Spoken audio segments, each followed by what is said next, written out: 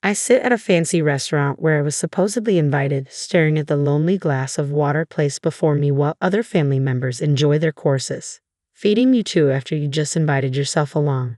You should be grateful for water, my mother-in-law says, adding, the water here is really good, because it's a fancy place. It tastes amazing. My name is Chloe. I started working for a major company right out of college and have been busting my tail in sales ever since. My parents always nag me about getting married whenever we meet. Finally giving in to their tearful pleas, I reluctantly joined a matchmaking service. At 37, I met Ricky, who's 5 years younger, and we tied the knot. Just when I thought this would put my parents at ease, an unexpected trial hit us. Ricky's company went under due to an economic downturn. Thankfully, we both work, and I have enough savings to get us through. I encouraged Ricky to stay home and take care of the household until he finds another job. His housework skills aren't great, but it's a relief to have someone manage the home while I support him. I occasionally put in overtime to revamp sales materials and earn more in performance bonuses, but months go by and Ricky shows no sign of wanting to work again.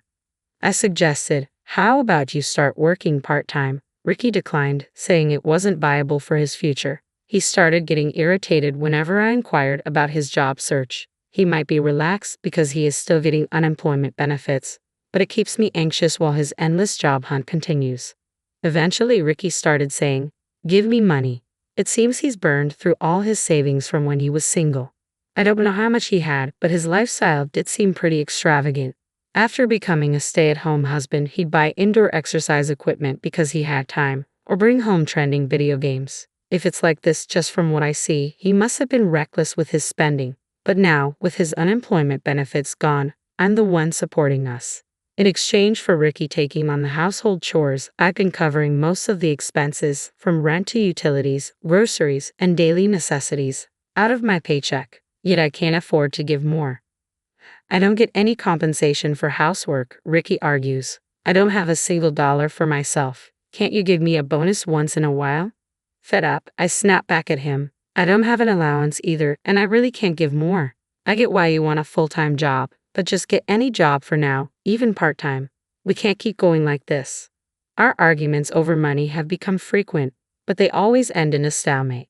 Eventually, Ricky started receiving financial help from his parents, which strained my relationship with them. Visiting his parents, my mother-in-law preaches, a woman should silently support her husband, make more money, and let my son be free. This has only driven a wedge further between me and his parents. One evening, Ricky surprises me by suggesting that we go out to eat. Apparently, his parents made reservations at a high-end local restaurant rumored to be a hidden gem. He happily tells me he's made reservations for 4, including his parents. I cautiously ask if he can afford such a fancy place. Then Ricky looked away for a moment and began to speak. Actually, it turns out I've secretly taken a part-time job. He explained that it was a short daytime shift, and given our past arguments about him working full-time, he didn't know how to tell me. So, in part to apologize for all that happened, I've reserved this nice restaurant, he said. I was touched. If that's the case, I'll happily accept the invitation, I responded. I had many questions about his workplace and job, but Ricky said we'd talk about it at dinner, keeping the details vague.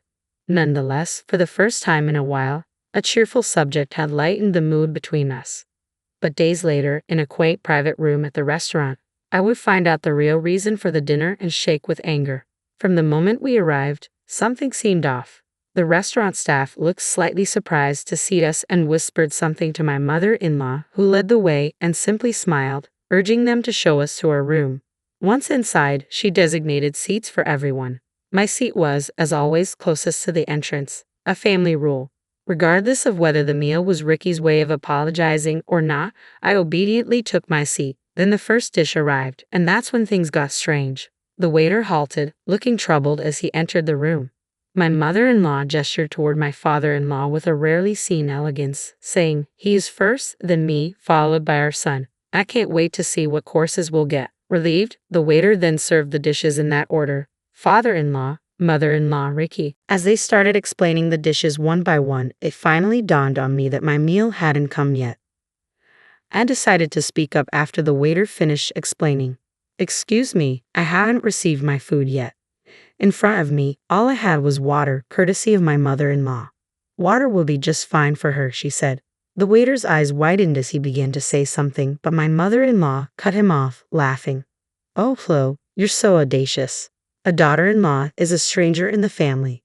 You think it's okay to come uninvited to our family dinner and then demand a meal? Water is more than sufficient for a woman as rude and clueless as you. And hey, this is fancy water from a fancy restaurant. You should appreciate it. I didn't have a problem with only having water since I wanted to enjoy the food's flavor anyway, but this was simply outrageous. My mother-in-law then hustled the flustered waiter near the entrance, telling him to leave the room and adding insult to injury. Pay $1,000 for that water. You don't get the chance to drink water at such a nice place often, so consider it a bargain for the time you're spending in this lovely room.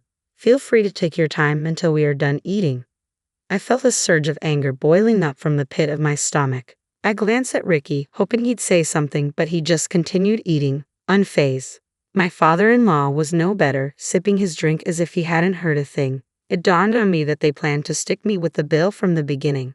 I felt utterly defeated. I had been genuinely happy when Ricky got a part-time job and said he'd treat me with his salary, but that was all a lie to lure me into this harassment. I was so fed up that I even found it foolish to get angry. Fine, I agreed. I'll pay for the water and leave first. Please enjoy your time as a family. As I left the room to settle the bill, I could hear their crass laughter echoing into the hallway. The observant waiter noticed my exit and mentioned that although he couldn't serve the pre-ordered course meal, he could prepare other dishes. I thanked him for his kindness, but said I'd only pay for the water and leave. Then the waiter told me the water was free, so I promptly left the restaurant.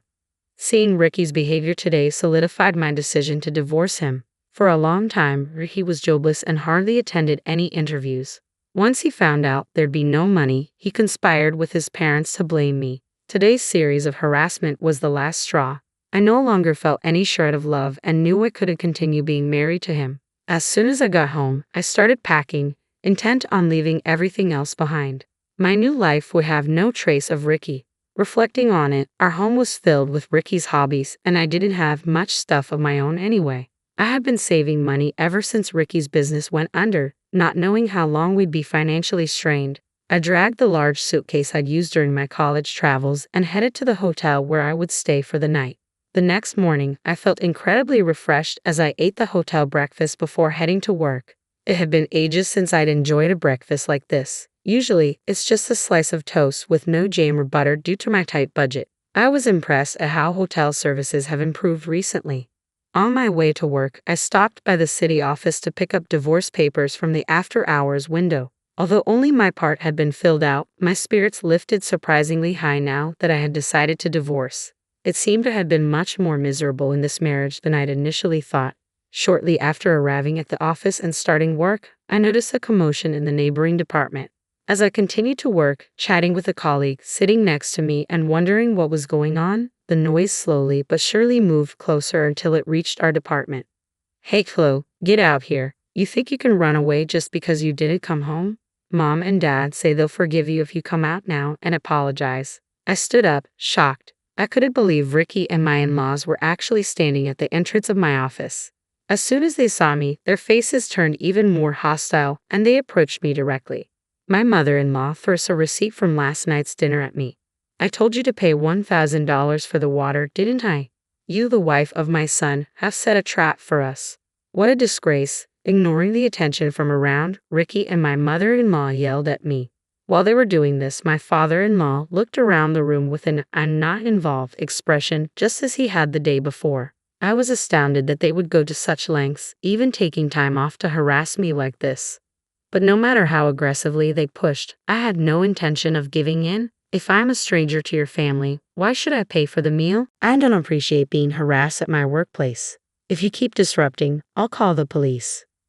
Upon realizing that I wasn't going to pay, Ricky suddenly lifted a computer monitor from a nearby desk.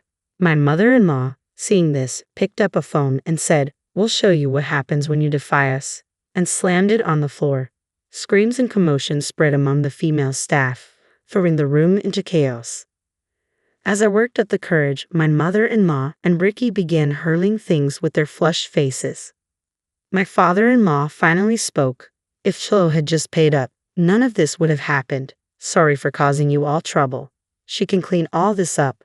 He chuckled and apologized to the room, but the strangeness of his demeanor, acting as if nothing was wrong even when his family was breaking office equipment, became even more evident. People started to move away from him, avoiding any contact.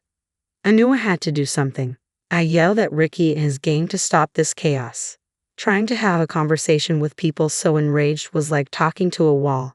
Just as I desperately grabbed Ricky's arm to get him to listen, police officers burst into the room. Apparently, someone from the next apartment over had called the cops when they started throwing office supplies around.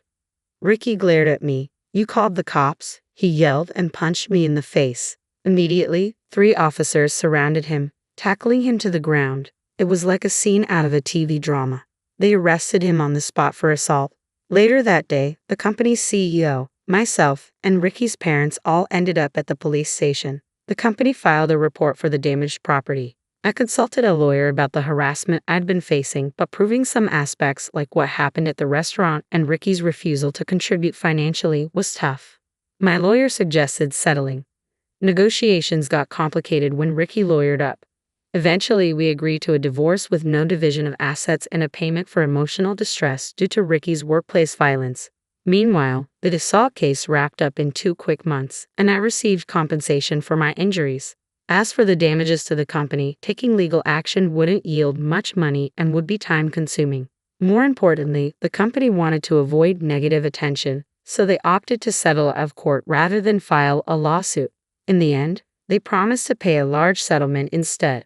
Ricky was the only one with a criminal record, but he and his parents owed a large sum of money to me and the company. They somehow covered it with their retirement funds, leaving them practically broke. In a desperate move, his parents called Ricky back home and, through family connections, got him a job at another company. But that didn't last long either. His new employer, unbeknownst to them, had business with my company. By the time their CEO heard the full story, rumors about Ricky's volatile and dangerous behavior had already spread.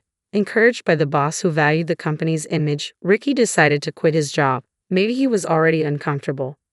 Suddenly, Ricky moved back home and quit his new job. Rumors started in the neighborhood and eventually reached my in-law's workplace, revealing Ricky's criminal past. Not only were they subject to criticism for harassment, but they were also known as dangerous people who broke into their daughter-in-law's workplace and destroyed property.